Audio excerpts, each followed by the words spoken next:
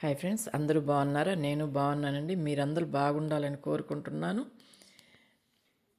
చూడండి, గాలి గోపురం ఇది కొత్తగా కట్టిన గోపురం పక్కన కట్టారు కదా కొత్తగా. ఆ గాలి గోపురం ఇదే పిడుగుబడి అప్పుడు చీలిపోయి పగిలిపోయి ఉండింది. దాన్ని పగలగొట్టి కొత్తగా కట్టిన గాలి గోపురం ఇది. ఇది అసలు గుడికి మొదటి ద్వారం గాలి గోపురం ఇది. ఇది వచ్చి భక్త కన్నప్ప కొండ అండి. పైన చూడండి, పైన భక్త కన్నప్ప ఉండే కొండ. ఇక్కడ అక్కడ ఉండే విగ్రహాలు అవి పైన.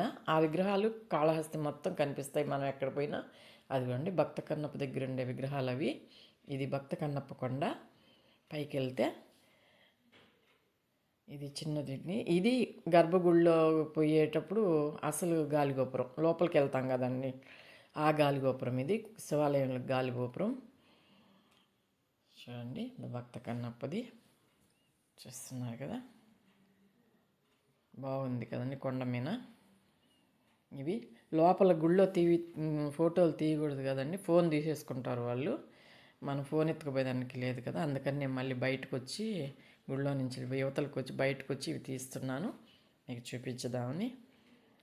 చూడండి గాలిగోపురాలు, ఇటు గాలిగోపురం అటు గాలిగోపురం, ఇటు వచ్చి శివాలయం లోపల ఉన్న గాలిగోపురం, పైన భక్తి కన్నప్ప కొండ అన్నీ చూస్తున్నారు కదా, బాగుంది కదా. చూడండి, ఇది కొత్తగా కట్టారు ఈ మధ్య. ఈ పక్కన గాలిగోపురము ఇది పగిలిపోయి ఉండిందండి పిడుగుబడి, దాన్ని పగలగొట్టి మళ్ళీ కట్టారు. నేను మా నాన్నగారు పుట్టిన ఊరండి కాళహస్తి. అందుకని నేను చిన్నపిల్లప్పటి నుంచి కాళహస్తికి నెలకు ఒకసారి పోతూ ఉంటాను, 2 నెలలకు ఒకసారి పోతుంటాను. నాకు బాగా తెలుసు. ఈ వీడియో నచ్చినట్టే లైక్ చేయండి, షేర్ చేయండి, సబ్స్క్రైబ్ చేయండి.